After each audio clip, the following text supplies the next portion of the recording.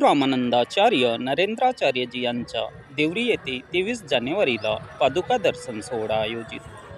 सिद्ध पादुकांचे आज दिनांक 21 जानेवारीला होणार. देवरी पंचायत समिती सभापती अनिल भाऊ बिसेन यांच्या निवासस्थानी आगमन. साधू संत येती घरा, तोची दिवाळी दसरा. गुरु म्हणजे माय बाप, चरण धरिता जडते पाप. गुरु म्हणजे आहे काशी, सारी तीर्थे पायापाशी. प्रत्येक गोंदिया जिल्हावासियांना आणि विभागातील सर्व भाविक भक्त मंडळींना ज्या क्षणासाठीची मनाला आतुरता होती, तो दिव्य क्षण आज दिनांक 21 जानेवारी रोज बुधवारला रात्री 9 वाजता आला आहे. प्रत्यक्ष अनंत विभूषित जगद्गुरू रामानंदाचार्य नरेंद्राचार्यजी यांचे सिद्ध पादुकांचे वास्तव्यांचे भाग्य लाभले. ते यजमान देवरी पंचायत समितीचे सभापती माननीय अनिल भाऊ बिसेन यांना. रामानंद संप्रदाय ओळखला जातो तो त्यांची असलेली गुरूंवरील निश्चित श्रद्धा आणि निष्ठाविषयी, आणि या निष्ठेतूनच उगम होतो तो या शिस्तबद्ध कार्यशैलीचा. आजपासूनच संपूर्ण देवरी नगरी भक्तिमय व आनंददायी वातावरणाने न्हाऊन गेली आहे. प्रत्यक्षात दिनांक 23 जानेवारी शुक्रवारला सकाळी 8 वाजेपासून रांगोळी, तोरणे, पताका ने देवरी नगरी नटून थटून सज्ज असेल.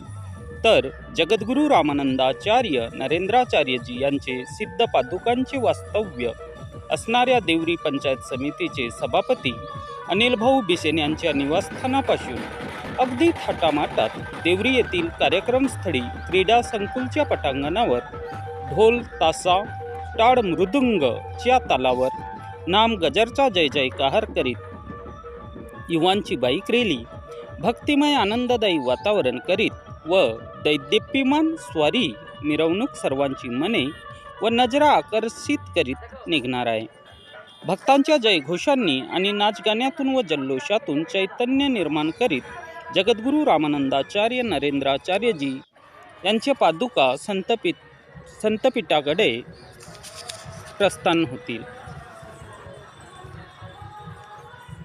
हिरवा चुडा व मराठमोढी साडी परिधान केलेल्या कलशधारी आणि ओवाळणीसाठी सुवासिनीद्वारे पादुकांचे स्वागत होणार आहे. संतपीठावर पादुकाचे आगमन होताच पुरोहितांकडून शास्त्रीय पद्धतीने मंत्रोच्चारांनी पाद्यपूजन केले जाईल. तदनंतर स्वागत आरती केली जाणार आहे. उपस्थित मान्यवरांच्या हस्ते दुर्बल घटकांना स्वयंरोजगारासाठी यंत्रसामुग्री मोफत वितरित केली जाणार आहे. सदर कार्यक्रमात 7 ते 12 वयोगटातील मुलांना बाल उपासक दीक्षा, जे आपल्या संस्कृतीचे जतन व संस्कार यामुळे भावी पिढी घडविण्यासाठी संस्कार दिले जातील. तर प्रौढांनाही उपासक दीक्षा कार्यक्रमस्थळी दिली जाणार आहे.